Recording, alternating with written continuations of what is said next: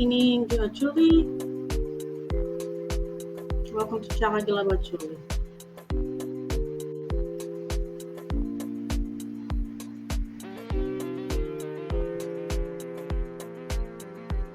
Please drop your comments if you would like to be a guest to discuss Acholi, Acholi culture, Acholi language, clans, subclans, relationships with other tribes in South Sudan or across Africa.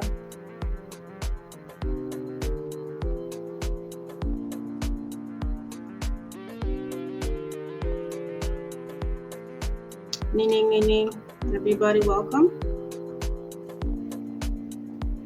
If you'd like to send us a message, please drop it under this video, under any video, under any live. You can also send us a private message on Facebook, or you can leave comments under our YouTube videos, and we'll get back to you.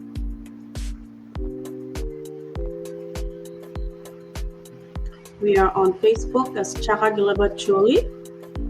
That's the official page. And we are also on YouTube as Chaka, Leb Acholi. That's the official YouTube channel. And now I am on TikTok as Chaka Kang South Sudan. Okay. But my personal Facebook page is just South Sudan. Okay. Please send your comments, messages, likes, comments, share, please subscribe. Join the platform so we can discuss Acholi culture and language and learn together and grow together. And be a community. Okay.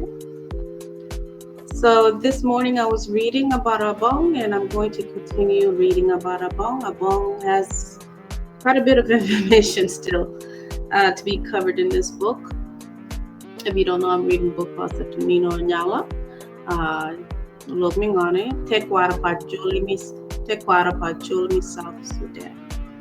A published book in 2014, a couple of years after that. And I've been trying to find some time to read it all. I'm still learning how to read Acholi, how to speak Acholi, and hopefully I can teach others and teach my children. Let's learn together. Okay?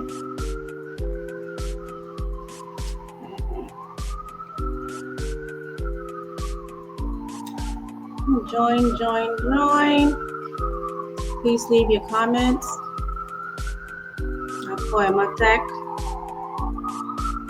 And excuse the noise. It's raining outside. My street is loud.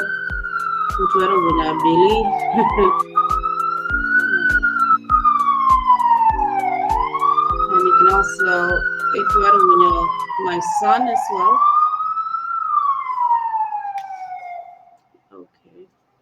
We get chere konka cha Kwan ne. Manino diga bere ka Kwan ne. Lopa jo Abong gi wire. Gi mi di chief omini. Obi mi o gi ngom bokoro. Gi no ne ngome grow jamko. So gi after a couple of years gi gi cha wire dokoto. Gibi okwood jo Obbo jo mogoti lomolong yo ti loti gichiri lul, okay, LUUL. Gi wore gi wire dokoto gi do gi bino doko ayi again. Remember big bina ayi kinone ayi ti de ket bot ge jo Abong. Kendi te gi le ma don wel to gi don bene. Man doko gi wire gi do ayi. Okay, gi karaben gi chiralia gi chiripalotara gi wire do gi do ayi. Okay, agi kinyu ningo digo. So wana mirani ya Kwan dong kamabora ye nine continue wane no kid magi migrate kere gichi rube di Acholi kuja to gonna establish territory to be as Acholi people meaning okay man joma no lotugo gi ok idwa di Acholi yo bo di Acholi kuja yala gi big na don integrate into the culture of Acholi people. Remember nagi kwaro ginga cham pa Acholi ga nigi chamo ba ko gi chamo Kwan ko Yala gimara konga kegen gimara konga marat. Gimara konga tu nemene gimira ne gimara konga tu ngone a bit. Okay, it get a bit. Wala ngone gumuna ne. Mi mara konga tap agi chiro. Lakin ko kilit ikun gi kwera kun. Yala gi wire monero. Chief o minium yo idgigene la we gi rugini ber monero beko. Yala chief gine o kwerka. Chief agire. Chief imaya kwera la ne ha wan wa wire monero be bodwa. So ki kina kwanya mere get munu milani. Yeah, ka wire ke dumera rugula. Ka no upe ati gi jotu ake kene arugo gi moko abere monero. Hana gi kingi dugo yi. Okay, we Chaka gi kingi. Okay. Imuhaman majuo botie ka yenyo kabedo. Leb Acholi wacho ni dok udi mokene matin ingene yobo onongo gin pori pere. Dano ma onongo tie ingom obo imuhaman obero jokitara koyo lokire gi pokongo. Lotino Abong obedo dano mi adek mi donyo ikinjo kitaka gi koyo. Okay. Ikare ma root imai o yobo onongo root omini chamo kun wa iwi bie daho mere wi bie daho mere tero bore kun gi la it. Wow. So at the time, Chief Omini, Mikitaha, Acholi, chamo kun we be daho per miro iri la it or ladder, mi donyo, malo we be, iro malo we be, mi tero kun butchuare, roro mini. Okay, wow. Wangeo mabe ni Joabong. I don't trust my computer. Joabong odonyo ikin kitaka gikoyo labong lueng gino chamo ke pa ruot obo pi be megi pien ruot abong obedo la yom twin mamio chiam. Okay, gidano ata ento roro mini obedo dano ma la wany. Really? Ni omini mi kitaka jo Acholi ni munu chief munu ko la wany yom twin pe bor ke chal road kene rodi mai mi abong tien ma pol ka wel obino igang gin buru gi cage. Wow, interesting. Ento wanongo ni wel ma obino igang par road imai gin pe buru gi cage nyo oru p or what is this word? Oro p pien eno maro chum iwang o ka madano duju ka madano duju tuero nongo ye chum ka madano duju wang tuero nongo ye chum iwang o. So maro chum gidane iwang o. Okay, munu lo wajin nga road mi ngane road mi kitaka. No. Sorry, road gine. I'm sorry, road mi abong imai chama gidane wang o wow road to mi Acholi ne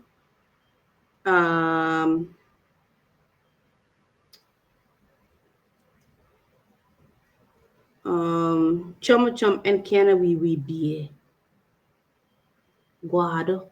So Acholi do munu la wany mi obo ni do chama gidane wang o. Okay. Okay. Karong ningane. All right, we got doctrine.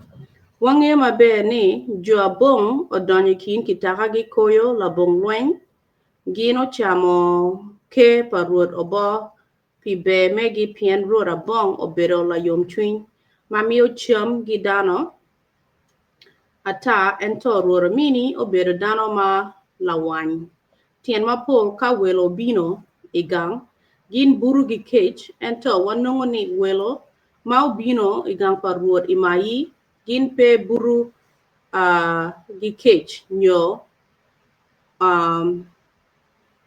oro pi pien eno maro cham iwang o ka madan duchu twer nongo ye cham. Okay? Ikare ma mon tie ka kelo Kwan iwang o ma nongo cho bene podi pe oluoko ching ruori mayi lungo luak pa ruoro mini ma kwo chok gi gang mere we gino bin ka cham. Okay.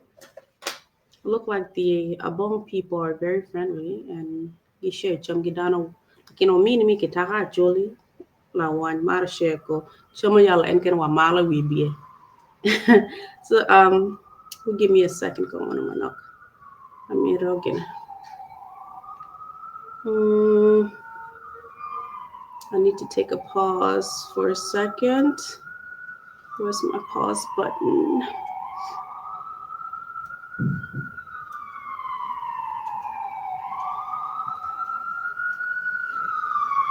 I'll be right back.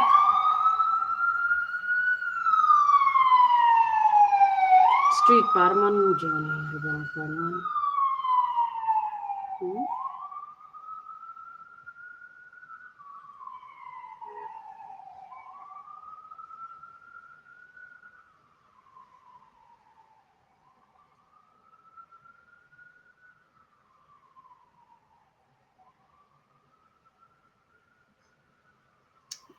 Give me a second, guys.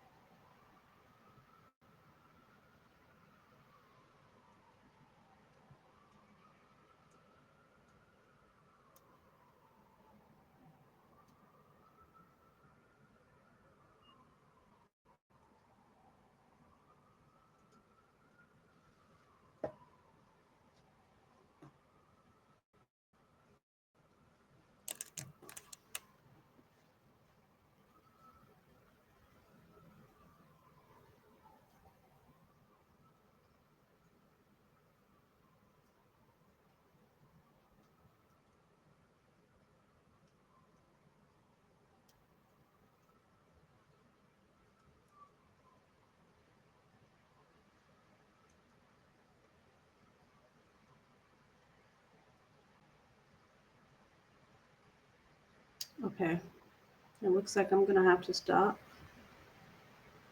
I need to take care of something right now. Excuse me for a second. I'm gonna just read really fast a couple of pages here. I need to go take care of something. Okay.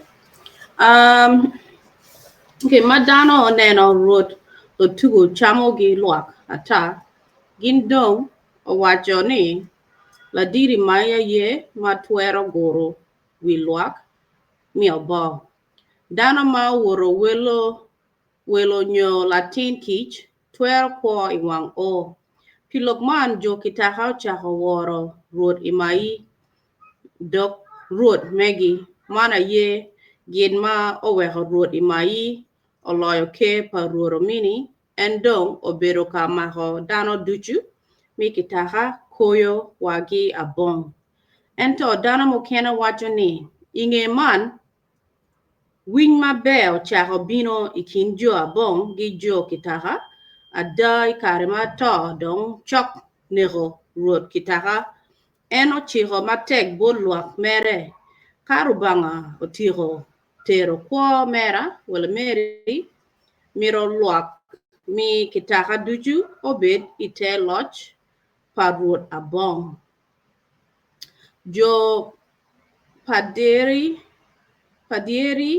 ma oneno kid man inge to pa ruot kitaka gin bene okwanye kiri kot megi gino mi bot ruot abong onongo woro ruot megi kid ma jo lo tugu woro kwede ruot megi ka chama nyien ochek nyo dano omenyo ngwen gin jogo jami megi duchu ki dok ot achiel giter bod ruot pe pilok man keken ento ka dano bene onego le idwa gin jogo ringo gitero bod ruot chon ruot pe woro idwa. Okay, so chik kwar pa chuli kwer ni ruot miero pe ogo dago mere dok en bene pe miero ochiri dwa pien en aye dano ma twero lamo la pi. Okay, lok mi wor ruot gi mio cham monongo pere ilobo obo pi man an bene achwaka lok pa tim ma owacho ni ojok ma gimio bot ruot onongo tie gin achiel ma pire tek ike pa jo palwa ento ilobo obo nen chalo tam mi mio ajok bot ruot pe obino ki bot dano mi palwa ma onongo tie ilobo man.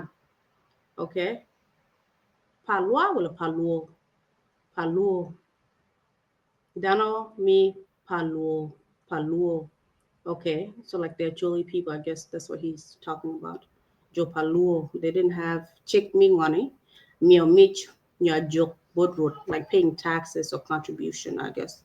Look me a joke dano, mi obo, okobo, gi bodjo a bong pien, chon lo tugu mio a joke bodrot kot.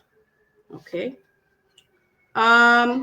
Samuel Baker owacho kwede ni ikin mwaka apar bor gi pier abichiel wi abich ruot kasiba kadi bet dong onongo oti wako ento dano dujo nongo podi tie gi woro madiri kome. Ruot kasiba nongo tie gi twer madiri kom luak mi obo pi kot ma tie ichinge pi man ka ngad mo ochwero chunyi nyo ngad mo pe miro mio buri mich kid ma chik mie kwaro miro ruodong lamo diri romi gi gweni pangad man to wako duju ruod kasiba bene kare ki kare omaro buru chwiny luak ma en wacho kwede ni ka gin pe miro mio bore ajok chi en wango cham gi poro wako duju. Lokman tien mapol okelo luoro maduong i chuny dano man bene. Gin achiel ma nyuru bora pien luak omere gi ajok. Dwan wacho ni i mwaka apar bor gi pier abichiel onongo in that year or that decade onongo dano pe chulo muchoro or taxes. Okay, kid ma ikom kare man ento ruot kasiba ka tin miro ayal en penyo luak mi chul bore wel diri nyo wel romi mo keken ma doge owajo ki kom mabe ruot kasiba nakajui pe penyo ayal nyo mich atata piman tin ka en openyo mich dano mio bore la bong ngur nyo da pi mar madit magin tie kwede ikome. Ruot kasiba bene obedo ruot mi ma riek mada, excuse my street please.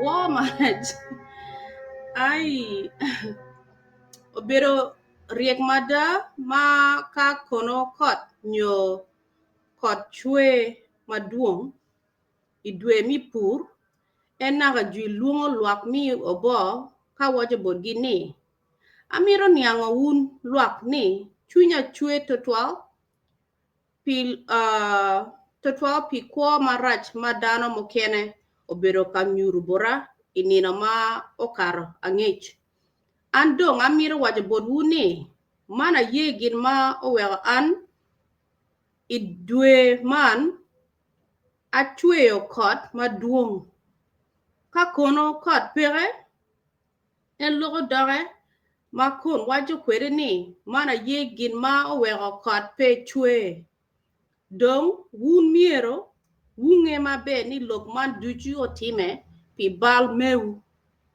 okay ka luak pe miyo bora ajok chi pi gin ango ma omiero awek kot ochwe bod luak ka pe wumiyo bora diri kot bene pere what ka luak pe miyo bora ajok chi pi gin ango ma omiero awek kot ochwe bod luak ka pe wumiyo bora diri kot bene pere man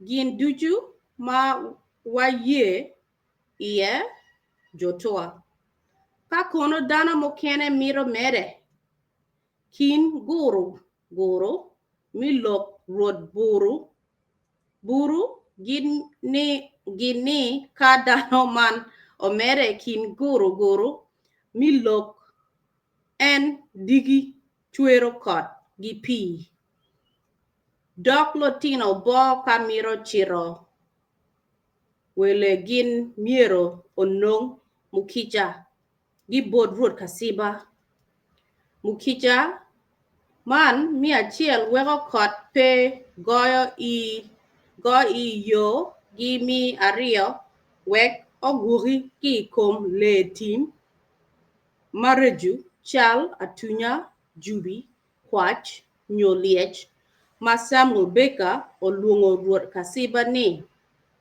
ajwaha nyo doctor of magic ajwaha nyo doctor of magic man bene nyuru bot wa kid malok mite kwaro palo tuko podi onongo tie katich kwere ilobo obo source any ngone Sir Samuel Baker lachono no Leb Acholi source from 1875 apar bor gi Pierre Abirwa Beach. That was the source. Okay, aboro Kenyu Kasiba obichaka ruling dano. Okay. Dano mare lakini wani tiro kono tira jwaka or a doctor of magic like witchcraft or something, witch doctor. Leave your comments. What do you think about Kasiba? Lakini mare lakini dano lure and at the same time, right? The theory of power plays here, or gonna theory pangani of Machiavelli. Miri nyuri luoro bodano ki mirgi mari in nyuri ngomi twera timane burgi matwero kwanya gi maha ma begi burgi wegi beri ma luo introduce fear. So that way gi war in yala gi love in because it lead again at the same time. Unu gi ma Machiavelli waja. So Kasiba beri chalo beri gumuru but Kasiba di abo o mar eno timo ma be lakin mena lo luo and at the same time. Leave your comments. Follow us on Facebook as Chaka Leb Acholi, YouTube as Chaka Leb Acholi. I'm on TikTok as Chaka Kang South Sudan. My Facebook personal one is South Sudan. Leave comments, subscribe. Apo Amatek. You guys have good morning, good evening, good afternoon, wherever you are. Apo Amatek. Akwana mo Kennedy. Kwana manok I can team pin walk or chwe. It's a nice weather michira kanino. Okay, Kawun Monuti abroad in the US. Happy Thanksgiving. Enjoy your time with family and your vacation if you have time off. Oh, I'm a tech. Have a good night, guys. Okay. Akwan again, Dagodi.